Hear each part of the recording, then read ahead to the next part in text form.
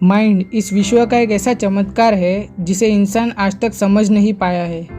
इतनी रिसर्चों के बावजूद इंसान मन की परिभाषा समझने में असमर्थ रहा है।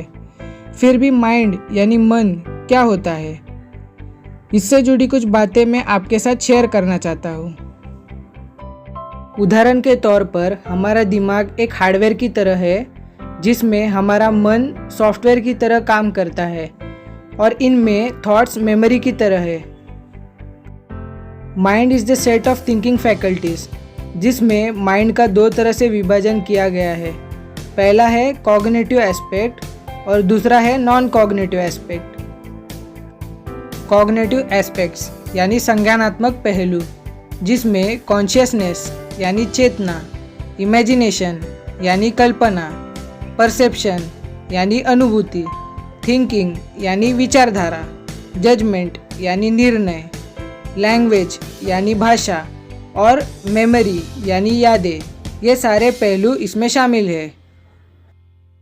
और नॉन कॉग्निटिव एस्पेक्ट्स यानी गैर संज्ञानात्मक पहलू, जिसमें इमोशन यानी भावना जैसे हैप्पीनेस यानी आनंद, सैडनेस यानी दुख, फियर यानी भय, एंगर यानी क्रोध, ग्रीड यानी मोह और हेट यानी द्वेष आदि पहलू शामिल है। जब हम खुश होते हैं तो हमारे माइंड में हाई वाइब्रेशन होते हैं और हम एनर्जेटिक फील करते हैं। जबकि हम दुखी हो और गुस्सा होते हैं तब माइंड में लो वाइब्रेशन आते हैं और हम नेगेटिव फील करने लगते हैं। अब आपको पता चला कि माइंड कैसे बना है, तो अब आप सोच रहे होंगे कि ये काम कैसे करता है और इसमें विचार या थॉट्स कैसे आते हैं। उसका उदाहरण मैं आपको देता हूँ। अभी जो आप स्क्रीन पर ये इमेज देख रहे हैं, तो बताइए इसमें कितनी चेयर है। जी हाँ, आपने सही पहचाना, ये सभी की सभी चेयर है। मानव का दिमाग सभी बैठने लायक स्ट्रक्चर को देख के निर्णय ले लेता है कि ये चेयर है, जबकि उस जगह अगर कोई आर्टिफिशियल इंटेलिजेंस या कंप्यूटर हो तो वो अपने एल्गोरिदम के तर्क से उस स्ट्रक्चर को पहचानता है जो चेयर की तरह दिखाई देती है। इसलिए वो जो लास्ट इमेज में बनी हुई बॉल की तरह दिखने वाली चेयर को वह पहचान नहीं पाता। मैं एक और एग्जांपल आपको देता हूँ, जिसमें आम और करेला एक साथ रखा हो तो आप किसे चुनेंगे?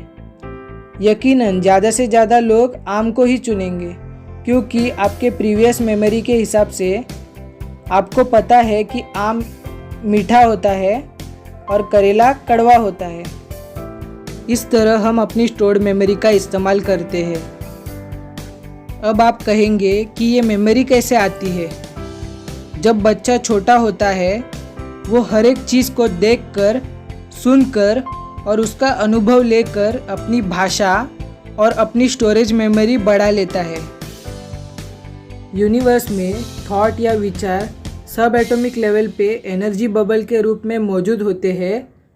जब हम किसी कार्य को सुलझा नहीं पाते तब उसमें बहुत सारी गलतियां होती है। फिर हम कुछ अलग तरीके से सोचना शुरू कर देते हैं और ये एनर्जी बबल अपने दिमाग को कुछ अलग सोचने में सहाय्य करते हैं। इस तरह नए आविष्कार और आइडिया का जन्म होता है। यानी सॉल्यूशन पहले से ही मौजूद होता है। जब तक हम कुछ अलग से नहीं सोचते तब तक हम उसे सुलझाने में असफल रहते हैं। जैसे हम मोबाइल पे अनवांटेड मैसेज डिलीट कर देते हैं और अगर बहुत सारे ऐप्स चालू हो तो मोबाइल हैंग होने की संभावना होती है। उसी तरह हमारे दिमाग के अनवांटेड थॉट्स को हम मेडिटेशन और रिलैक्सेशन द्वारा कम कर सकते हैं और अपने मन को शांत रख सकते हैं।